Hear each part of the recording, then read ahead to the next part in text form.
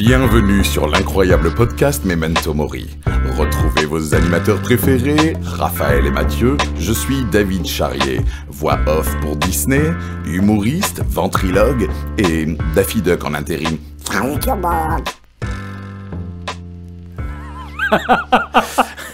Ah, c'est énorme. Est-ce qu'on peut le mettre sur le prochain aussi? On mettra le même. C'est notre meilleure intro.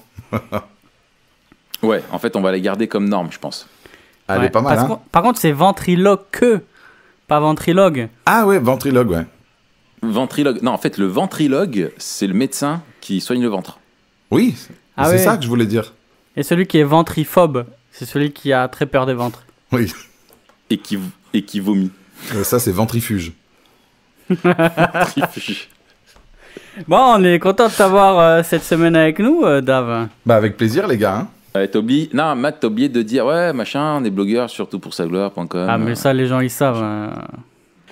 T'es notre premier invité, Dave. Est-ce que ça te fait quelque chose? Bah, ça me fait chaud au cœur. Au ventre. Ouais.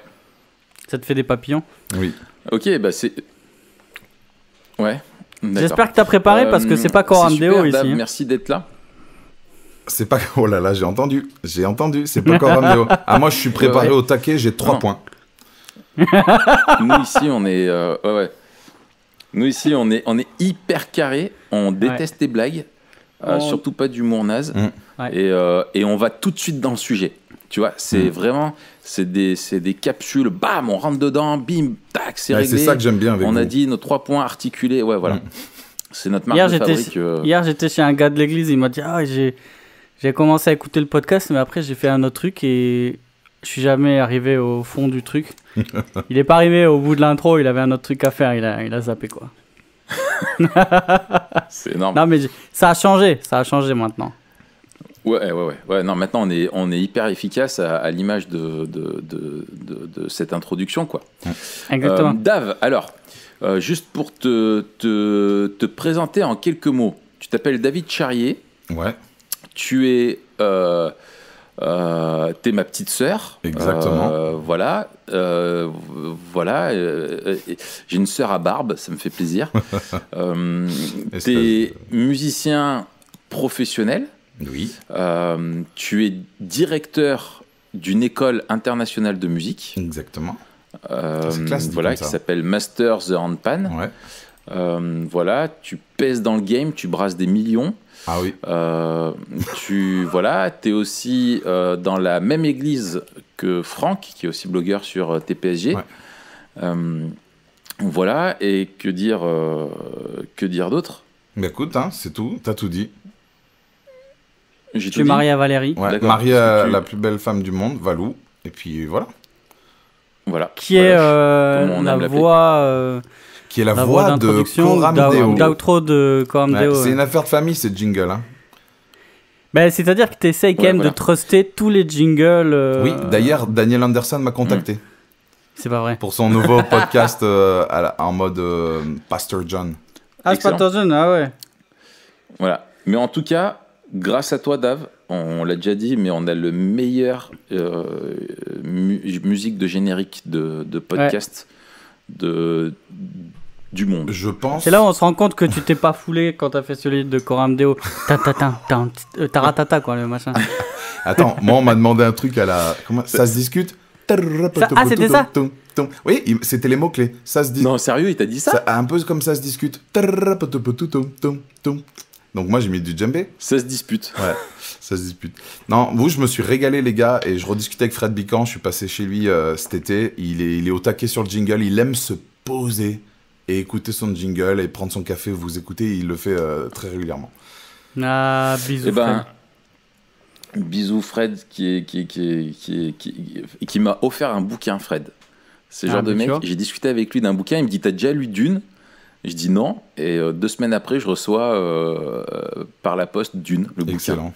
Et je l'ai commencé cet été-là, et merci Fred, franchement, c'est mon président, Fred.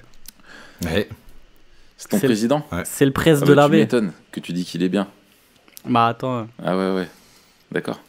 Et donc, ça veut dire qu'il t'écoute, et que t'es toujours pas viré. Ouais, ça, écoute, c'est un truc de fou. c'est une preuve de son amour. Bah de grâce, ouais. Mais il est de Grasse, il est pasteur à Grasse. Ah, c'est pour ça, d'accord. Ah bah, en même temps. Bon, de quoi on parle aujourd'hui ? Voilà, on t'a invité sur ce podcast et la semaine prochaine, on en fera un autre. Où on voulait parler de musique. Et toi, en tant que professionnel de musique, musicien, fan de tout ça, on s'est dit, voilà, parce qu'il faut savoir que dans la famille, j'ai 2 frères, les 2 sont musiciens, groupe de musique et tout ça, sont hyper talentueux. Moi, que dalle. Bah, tu savais jouer On dirait le Sud quand on était petit.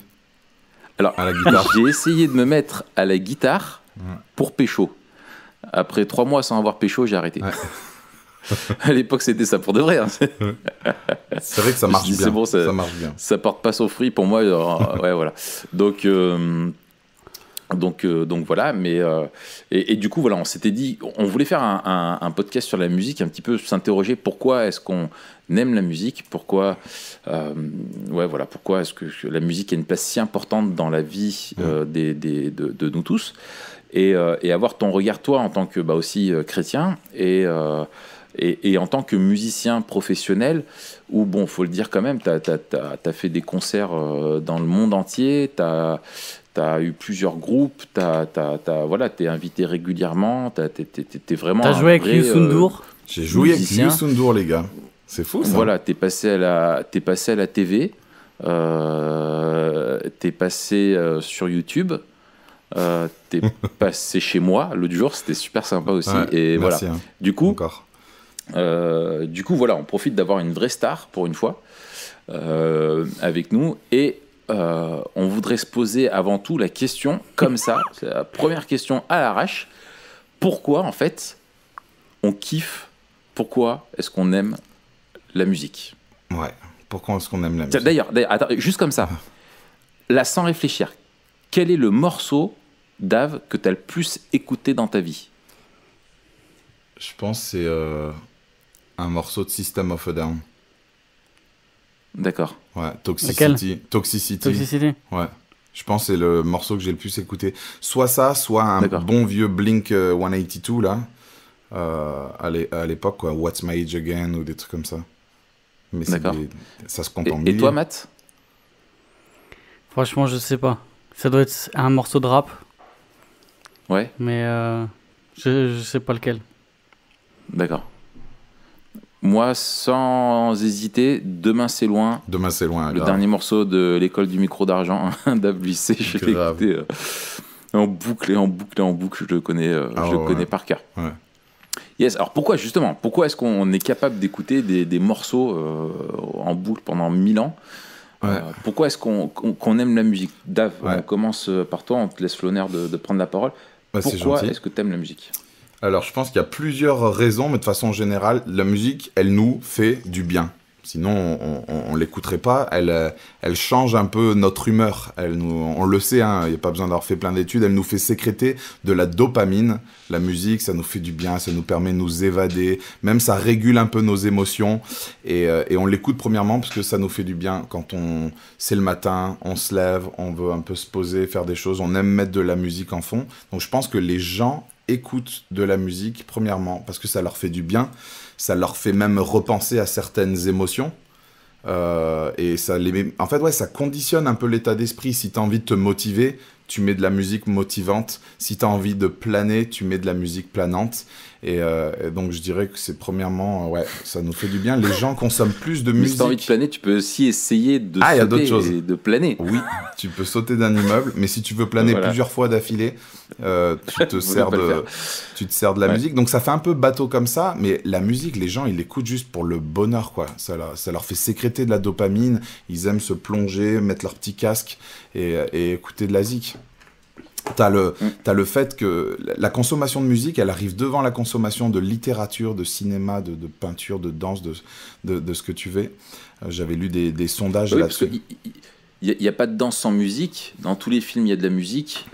La musique, elle est omniprésente, quoi. La musique, elle est omniprésente. Je crois que tu as 96% des personnes qui écoutent de la musique. Et on dit, ceux qui sont en anédonie, ça s'appelle l'anédonie musicale, c'est ceux qui...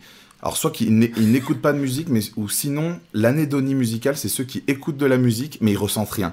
Ils ont fait des tests sur des mecs, ils leur ont mis 10 musiques d'affilée, et les gens, ils écoutaient ça, et ils ont mesuré l'activité. L'Anédonie. On dirait que c'est un pays à côté de la Calédonie. L'Anédonie, ouais, c'est à côté de la Papouasie. Et les mecs, ils ressentaient rien, aucun changement de rythme cardiaque, aucune sueur ou quoi. Il se passait rien dans leur corps. Et je crois qu'on appelle ceux qui n'écoutent pas, qui n'aiment pas, qui n'en mettent même pas, je crois que ça s'appelle les A musicaux. Anédopathes. Ouais.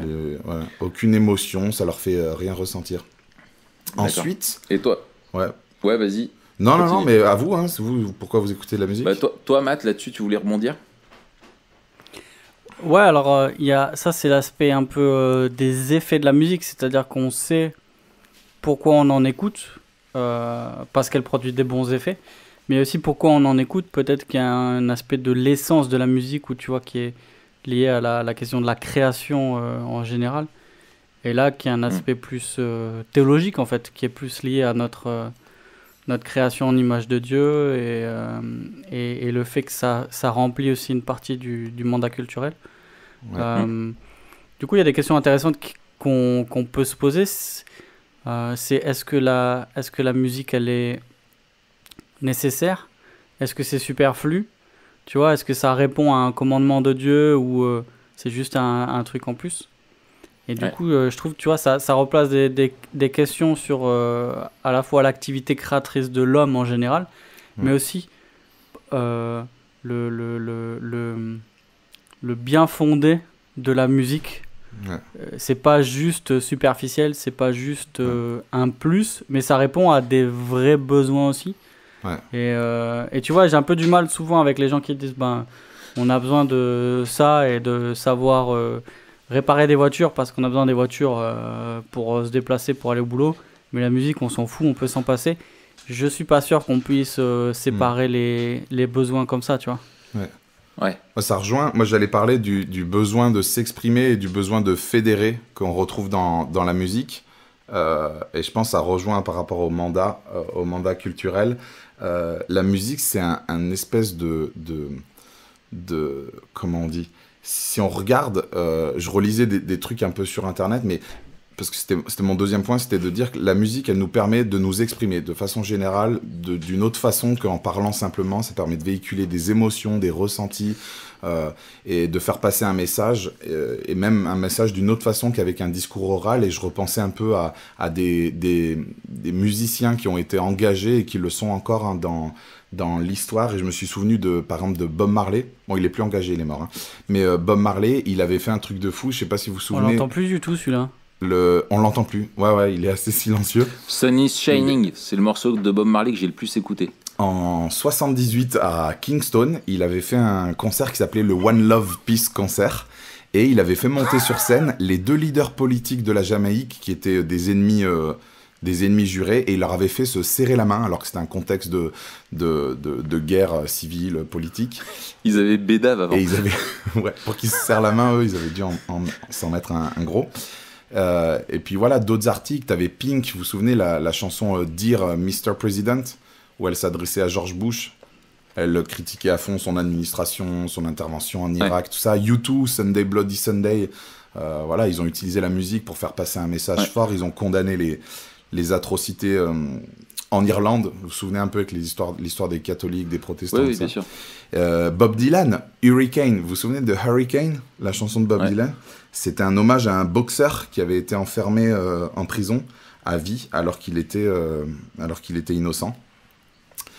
Et voilà, il y a eu plein de concerts dans l'histoire. Quand il y a eu besoin de lever des fonds, par exemple pour la famine en Éthiopie, il y avait eu ce gros concert mythique. C'est l'année de ma naissance, en 85. Ça s'appelait Live Aid. Et il y avait... il y avait Queen. Il y avait Queen, il y y avait Rolling tout en blanc, là, Stone. Exactement. Oui. Queen, Rolling Stone, David Bowie. C'est à Wembley. Alors, il a été fait à Philadelphie et à Wembley en parallèle. C'était The Big Concert. C'est pas We Are the World? Non.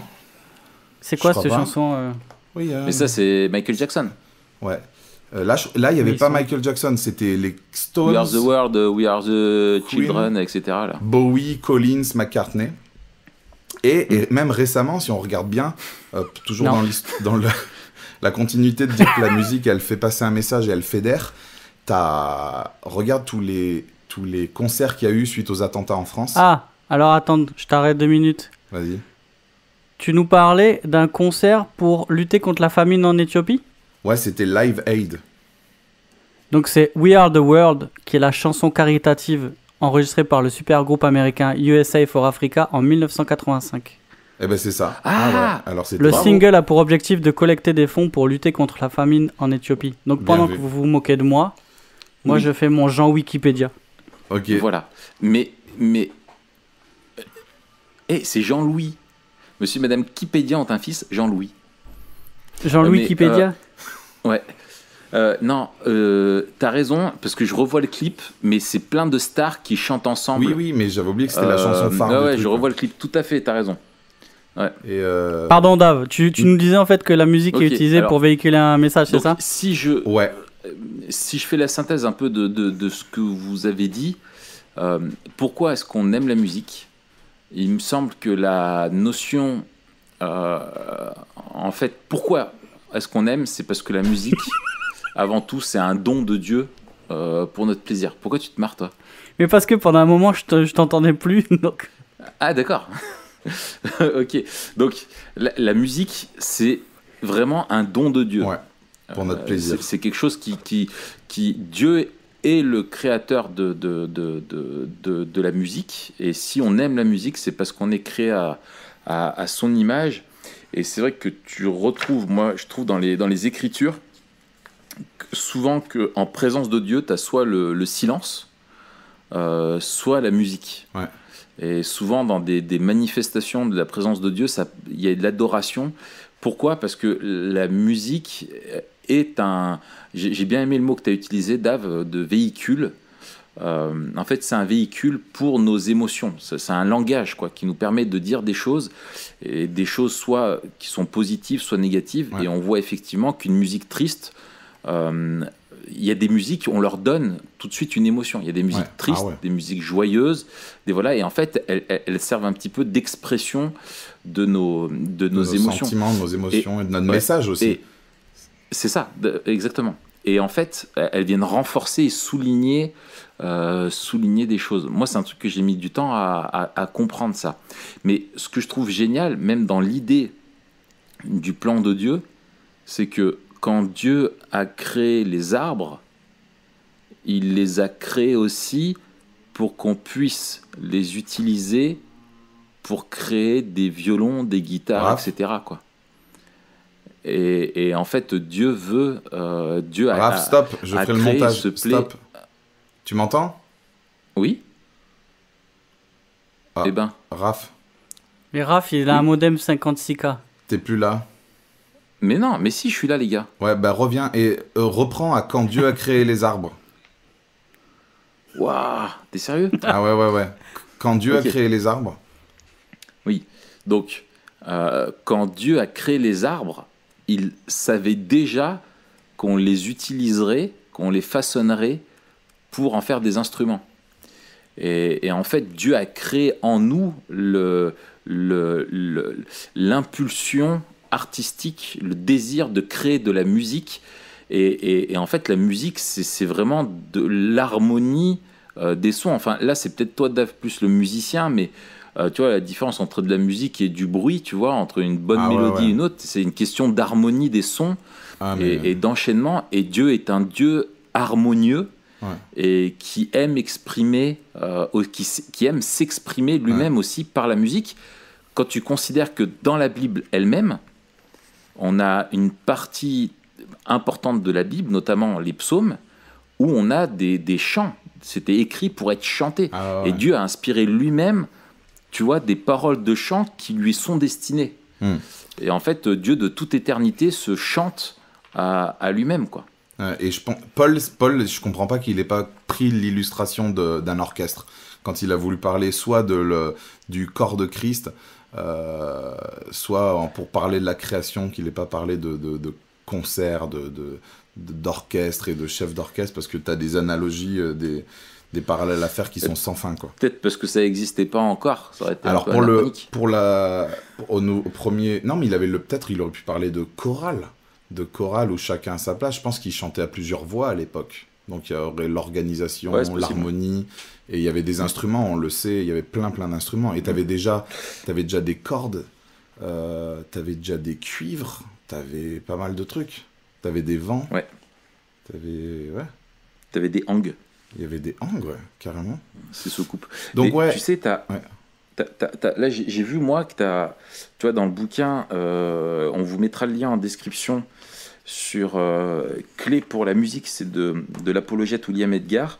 Il liste un petit peu dans ce qu'on retrouve dans les écritures comme type de chants qui sont inspirés dans les écritures. Tu avais des chants qui accompagnaient le travail, des chants qui accompagnaient aussi les conflits militaires, la guerre et la victoire, des chants pour l'instruction, pour la prophétie, l'édification, des chants d'amour, des musiques nuptiales, des chants de séduction. Tu avais des chants pour le divertissement, des chants avec des danses pour la réjouissance, même des chants qui étaient de raillerie un petit peu où Dieu moque le méchant, et des chants aussi de deuil et de lamentation. Et on voit donc tout ce panel d'émotions qu'on peut exprimer par la musique.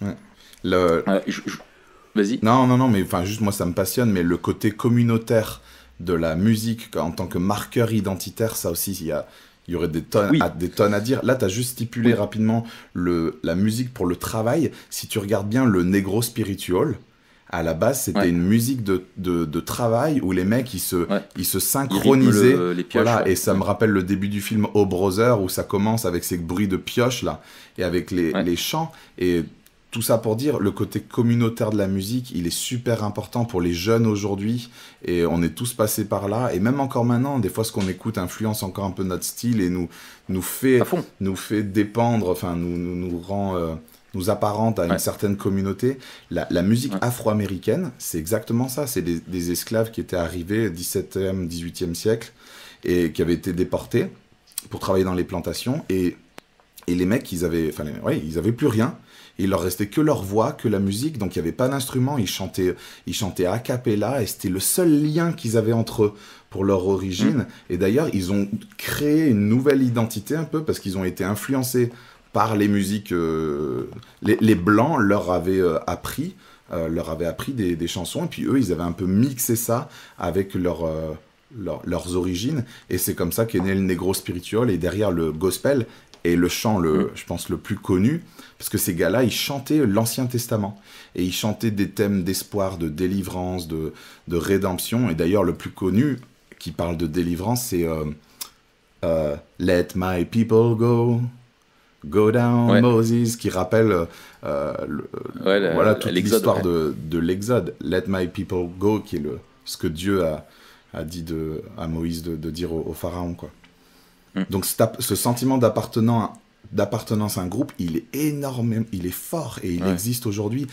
Tu kiffes le rock'n'roll. C'est un marqueur social. Oui, et ça influence ton comportement, tes attitudes, ton code vestimentaire, même ton code capillaire. Toi, Raphaël, t'es témoin que je suis passé par plein de codes capillaires différents. Et Matt, tu sais que Dave a eu une dread. Ah, j'ai vu les photos. Pendant un temps. Et à un moment donné, il avait des dreads, et après, il était rasé, il avait plus qu'une dread. Voilà, mono-dread, c'est non, mais ça influence tout, et c'est super fort, la musique. Ça influence toute ton identité. Il y aurait beaucoup de choses après à dire avec le chrétien et son identité et le rôle de la musique. Mais ouais, vas-y. Ouais, mais je propose qu'on avance. Ouais. Parce que justement, qu'on aille un peu plus loin là, quand on sait justement que la musique, est, comme tu dis, ça un marqueur identitaire, etc., autour de la musique, quand on parle de la musique, souvent, et là on l'a déjà fait, on parle de messages qui sont portés, et également aussi de dérives qui sont identifiés très souvent. Tu as la question des drogues, tu as la question de la sensualité. La musique peut véhiculer des messages super, mais aussi très mauvais. Et toi aussi, en tant que musicien, tu as fait des tournées, tu as fréquenté beaucoup de musiciens, tu connais aussi de l'intérieur le monde artistique plus que moi. Toi, voilà, c'est... Quel est ton regard, toi, un petit peu sur la chose, quoi? Ouais. Bah, là, c'est marrant, j'étais dans le Colorado, pas plus tard qu'avant-hier, et j'ai joué là-bas, je donnais un concert, j'ai donné des cours, et j'ai retrouvé une communauté de joueurs de handpan. Et ouais, il y a énormément... Il y a des formes différentes, hein, ça s'exprime de façon différente. Vous avez fait des câlins aux arbres? Mais il y en a qui font des câlins aux arbres, au lieu de lever les yeux et de regarder le ciel, parce que l'arbre pointe le ciel, tu vois. Et il y a des voyages chamaniques, des trucs à l'ayahuasca. Là-bas, l'herbe est légalisée dans le Colorado. Tu peux fumer de l'herbe de partout, sauf dans ta voiture. Et c'est vrai que, de façon générale, la musique, c'est fait pour faire la fête. Enfin, de façon générale, tu fais la fête. Donc imagine bien, les gens qui sont dans le milieu de la musique, franchement, ils sont ultra, ultra festifs. Et bah, tout le monde connaît la maxime sexe, drogue et rock'n'roll. C'était un Anglais qui avait dit ça, Ian Dury, en 77, sexe, drogue et rock'n'roll, et ça résume vraiment le truc. Moi, je le sais par expérience, je suis allé dans plein de pays, j'ai été dans plusieurs loges différentes. Franchement, les mecs, enfin, c'est le milieu de la fête, et il n'y a pas besoin d'avoir fait des concerts pour le voir, mais on le sait, le milieu du rock, le milieu du reggae, du rap, ça se drogue énormément. De consommer de la drogue, alors ne vous si tu regardes la vie qu'ont eu ces rockstars, ils n'ont pas duré bien longtemps. Hein. Tout le monde connaît le Club des 27. Le Club des 27, rapidement, hein, petite culture G, c'était un... En fait, je crois que c'est dans les années 70, il y a eu plusieurs mecs qui sont morts en même temps. Plusieurs personnes. Tu as eu Brian Jones, c'était lui qui avait fondé les Rolling Stones, Janis Joplin, Jim Morrison et je sais plus qui sont morts. Britney Spears. Qui sont morts à 27 ans. Et donc, ils se sont dit, ils ont créé un club qui s'appelle le Club des 27. Kurt Cobain, 20 ans plus tard, qui meurt à 27 ans. Et même, on a reparlé de ce Club des 27 avec Amy Winehouse, qui est mort à 27 ans aussi. Je crois que c'était l'année dernière ou celle d'avant. Et quand on regarde, je suis allé sur le net regarder un peu comment meurent les stars de la musique. Mais tu as toujours un lien avec un accident à cause d'une drogue, un suicide, une dépression, une addiction, tout ça. Je fais pas de généralité, hein. Francis Cabrel va très bien, il est dans le coin, là, vers Toulouse. Mais voilà, de façon générale, dans la musique, ça se déchire, ça prend des drogues et tout. Et moi, j'ai assisté à beaucoup de choses chelou, quoi. Tu vois qu'il y a un besoin de... Voilà, il y a des dérives, quoi. Il y a des dérives. Et du coup, quel lien tu ferais entre musique, fête, drogue, et surtout par rapport à ton expérience et quand tu es devenu chrétien, qu'est-ce qui a changé ton regard, qu'est-ce qui a changé aussi ta manière de vivre la musique et de faire de la musique? Moi, j'ai fait beaucoup de musique, je continue encore à en faire, et par contre, ce que j'ai arrêté de faire, c'est de faire la fête d'un point de vue... drogue, alcool et tout ce qui va avec. Moi, ce qui a vraiment changé, et je le vois au travers des gens que j'ai rencontrés encore la semaine dernière, c'est que moi, j'ai trouvé le bonheur.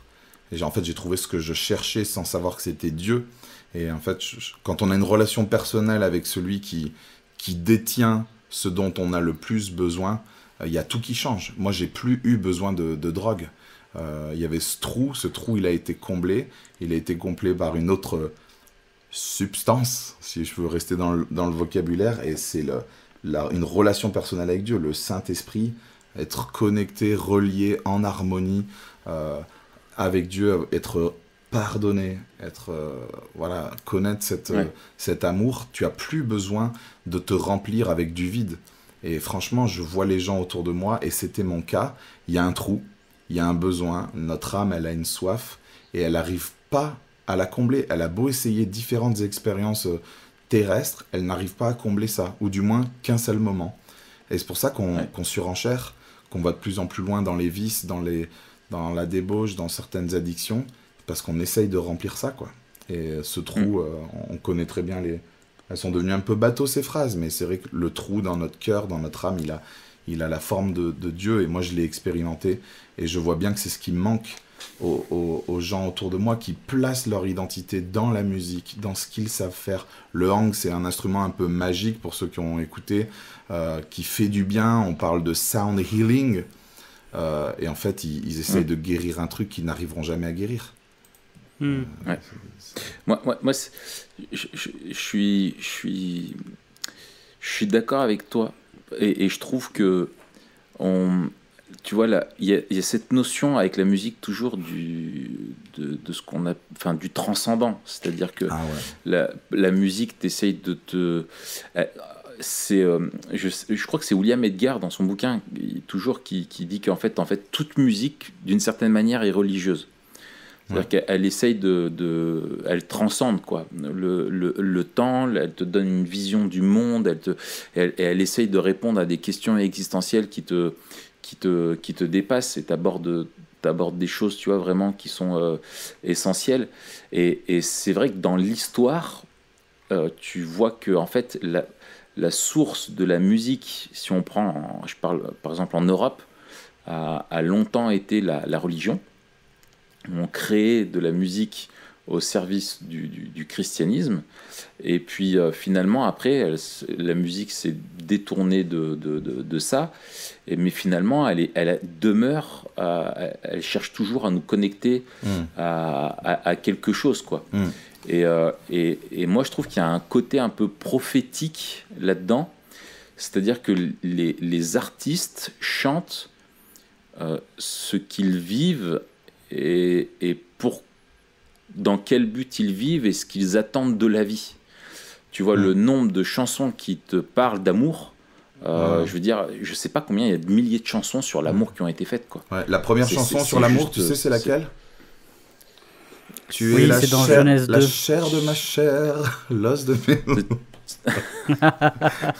mais c'est super important, intéressant ce que tu dis, Raph, de replacer toute activité culturelle, mais par culturel, on entend, c'est-à-dire toute production humaine, dans le domaine de l'adoration. Et c'est là où peut-être on comprend mieux que la musique véhicule en elle-même un message ou des émotions, ou en tout cas une orientation. Parce que tout ce que fait l'homme va dire ou va montrer ce qu'il a dans le cœur. Et à plus forte raison, un élément culturel qui est presque pure expression, comme la musique, va magnifier en fait ce que l'homme a dans le cœur. C'est ça, exactement. Et soit elle magnifie, elle cherche à orienter quelque chose qui est à l'image de Dieu et qui reflète Dieu, soit qui va être dans sa nature elle-même et qui va, ou l'idole quoi en fait. T'as forcément l'un des deux quoi. De toute façon, absolument. Et finalement, c'est la question. T'as pas de musique neutre. Tous les artistes communiquent une vision du monde. Tu regardes les paroles, tu regardes ce qui est là, et quand tu adhères à un style musical, tu adhères à des pensées, une attitude, une vision du monde, tu t'y conformes. Mais même la musique, parce que à chaque fois qu'on parle de musique, là on parle de paroles, mais même si on prend la musique en elle-même, elle communique quelque chose. Et c'est important, peut-être on pourra faire le lien quand on parlera d'image de Dieu une autre fois, mais c'est que la culture porte en elle les échos, les traces de l'image de Dieu, parce qu'elle est créée par des hommes qui continuent de porter l'image de Dieu même si elle est corrompue. Et du coup, nous on peut pas, si on parle de musique d'un point de vue chrétien, parler soit de musique profane, parce que on a vu que toute musique est religieuse ou a une orientation religieuse, mais on peut pas non plus catégoriser musique chrétienne, musique pas chrétienne et rejeter tout ce qui est musique non chrétienne. On voit de la même manière, et c'est Calvin qui le disait, et puis je le cite dans l'article, j'avais fait le podcast là il y a quelques temps sur est-ce qu'on devrait pas écouter certains genres de musique, un peu la question bankable, et j'avais cité Calvin qui disait que il faut qu'on sache discerner et qu'on sache apprécier à sa juste valeur toute vérité, parce qu'elle pointe et elle reflète vers celui qui est la vérité, l'auteur de toute vérité, la source, la fontaine et la mesure de toute vérité qui est Dieu lui-même. Donc de la même manière, chez des musiciens qui ne sont pas chrétiens, on peut discerner des traces d'une beauté, d'une vérité qui reflète la création en image de Dieu et la beauté de Dieu lui-même. Donc il faut qu'on fasse attention à parler de la musique avec des bonnes catégories et surtout avec une vision du monde qui est une vision du monde biblique et pas une vision du monde dualiste. Ouais. Exactement. Ne pas tout rejeter parce que l'artiste n'est pas chrétien et à l'inverse, ne pas tout accepter ce que va dire un artiste parce qu'il est chrétien. Le filtre, il faut aussi l'avoir dans l'autre sens et ne pas se dire Absolument. on part sur un autre sujet. Mais... Exactement. Et il y a un truc... Et du coup... qu'il y a des personnes qui te mettent des genres musicaux qui vont dire bah ça c'est acceptable ou ça ne l'est pas parce que justement ils ont cette vision dualiste. Au niveau des genres musicaux, si tu prends... Tu vas en arrière, tu remontes le temps, tu vas au temps de l'Ancien Testament et t'écoutes la musique qui accompagnait l'arche qui revient dans la ville et tout. T'écoutes ce style musical-là, aujourd'hui on dirait c'est quoi ce truc de fou. Franchement, quand tu prends des luttes, des cymbales, des grands bam bam, des luttes, des trucs, ces genres d'instruments, on se dirait c'est quoi cette musique de païen. T'avais des... Enfin franchement les sons c'était très orientalo, faut pas croire que c'était la musique en 4/4, la mineur, fa, do, sol et des chants à la Hillsong, hein. C'était une musique, si on l'écoutait maintenant, on croirait c'est des gens qui sont en transe autour d'un feu dans une tribu de je sais pas où. C'était pas du tout les mêmes codes et tout que nous. Ouais. Par contre, tu vois, je suis en train de réfléchir. Je pense qu'un des trucs, justement, qui peut nous aider à réfléchir la musique, c'est de la pensée memento mori. C'est de réfléchir et tu nous posais une question, qu'est-ce que ça fait de savoir qu'il y aura de la musique au ciel ? Ça nous empêche de penser que la musique est le produit de l'humanité déchue, dans le sens où c'est une fois que l'homme a péché qu'il a produit de la musique, donc la musique est mauvaise. En fait, on voit l'orientation du mandat culturel qui est que la culture s'est développée, et on voit que c'est pas la culture le problème, c'est le péché dans la culture, mais on voit que la Nouvelle Jérusalem, elle est représentée comme une ville, et que la première ville a été créée après la chute. C'est pas pour autant que la ville est l'objet du péché. Par contre, on voit que la ville permet le développement du péché d'une manière particulière à cause de la manière dont elle est conçue. Du coup, de savoir qu'il y aura de la musique au ciel, ça nous empêche de considérer la musique comme intrinsèquement mauvaise. Et de plus là-dessus, quand on pense à la musique, à l'art au ciel, et en particulier la musique, et effectivement on voit qu'il y a dans l'Apocalypse ce cantique nouveau qui est à la gloire de l'agneau et que toutes les nations chantent de concert à la gloire de Dieu, et qui est vraiment une image merveilleuse et qui replace l'homme reconnaissant Dieu et le cherchant à l'adorer ensemble, en étant pleinement réconciliés au bénéfice du salut dans tout ce qu'il nous apporte, ces dimensions. Mais il ne faudrait pas croire que la musique dans l'éternité ne sera que de la musique, comme on pourrait dire aujourd'hui, religieuse. Comme si on était uniquement au ciel, si on ne faisait qu'un culte géant. On sera des musiciens, mais la musique ne viendra jamais ne sera jamais une idole en tant qu'elle-même, et ne sera jamais au service de notre chair et à exprimer notre nature déchue et des choses négatives, mais glorifiera Dieu dans tous les styles. Et on écoutera du rap au ciel, les gars.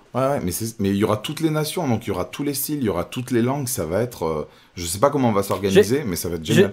Je sais pas s'il y aura tous les styles, tu vois, ça c'est un truc...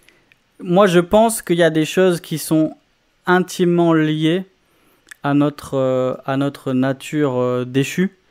Et il y a même des styles qui sont liés à notre nature déchue et qui soit qui magnifient le péché, soit qui parlent du monde tel qu'il ne devrait pas être. Oui, mais là, tu parles de paroles. Non, pas forcément. Je prends le blues. Tu vois ?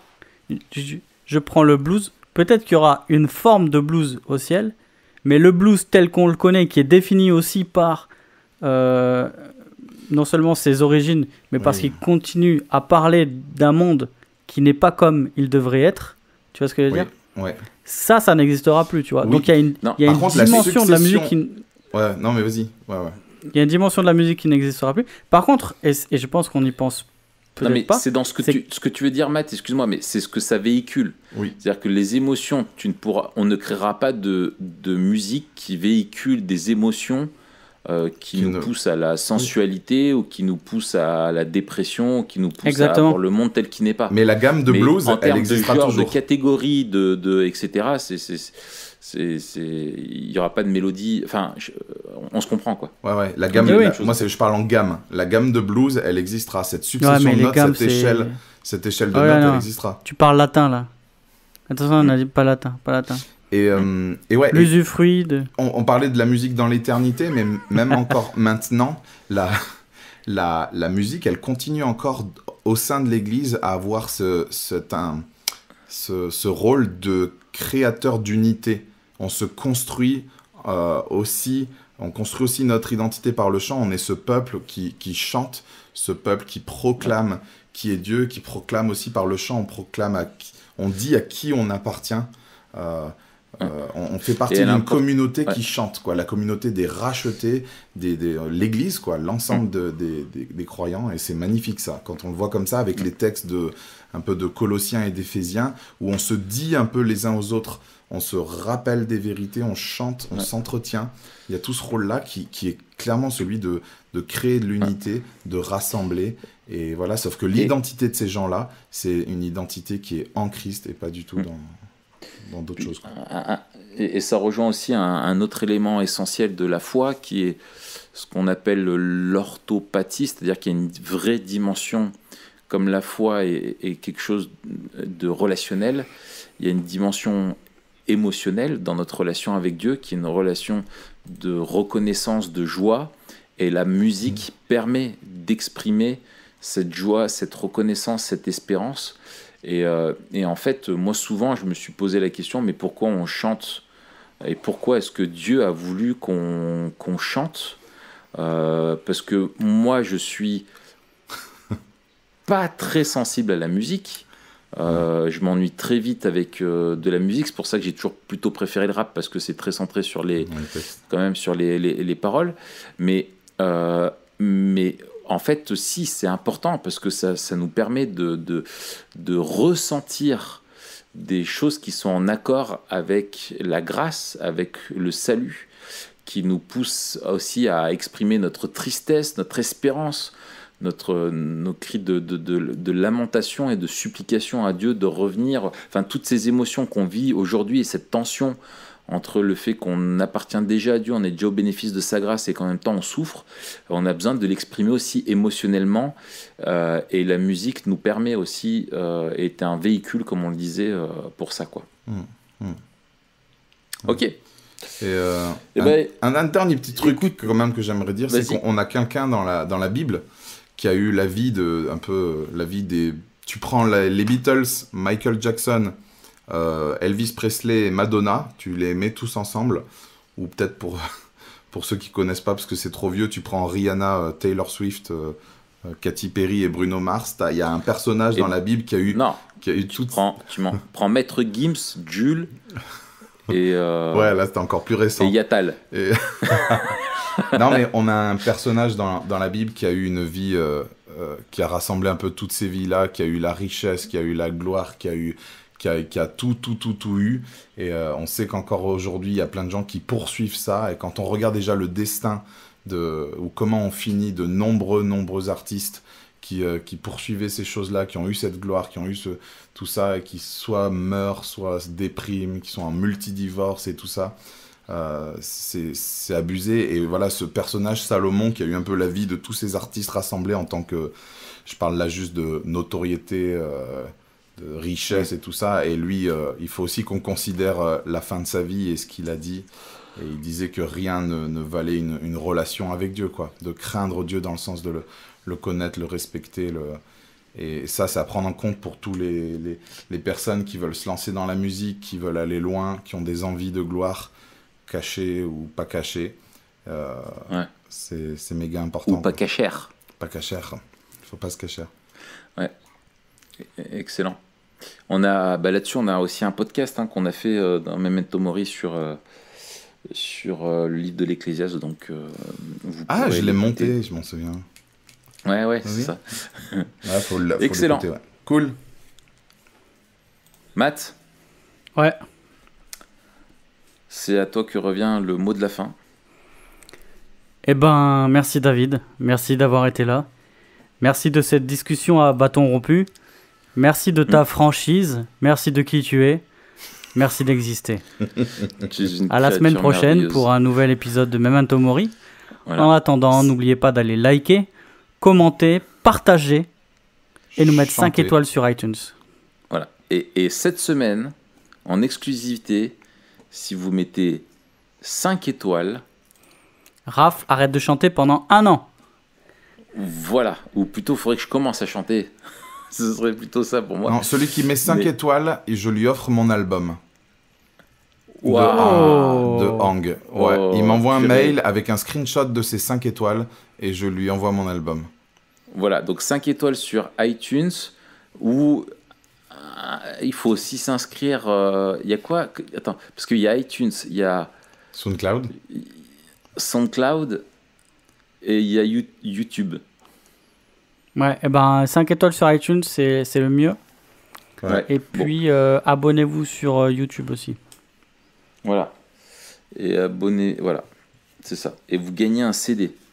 Ouais. Voilà. La dernière fois, c'était que vous sauviez un canard. Et là, cette semaine, c'est vous gagnez un CD. Avec les coups de fusil. Voilà. Bref. Yes. Merci, David. Merci à vous, les gars. Ciao. À la prochaine. Ciao. Chaud. Attends. La semaine prochaine, on parle de quoi? On parle de l'image de Dieu. Ah, voilà. Et David, est-ce que tu nous feras le plaisir d'être avec nous? Ah bah, je reviens. À la semaine prochaine, les gars. Allez, il me tarde. Ciao, moi aussi.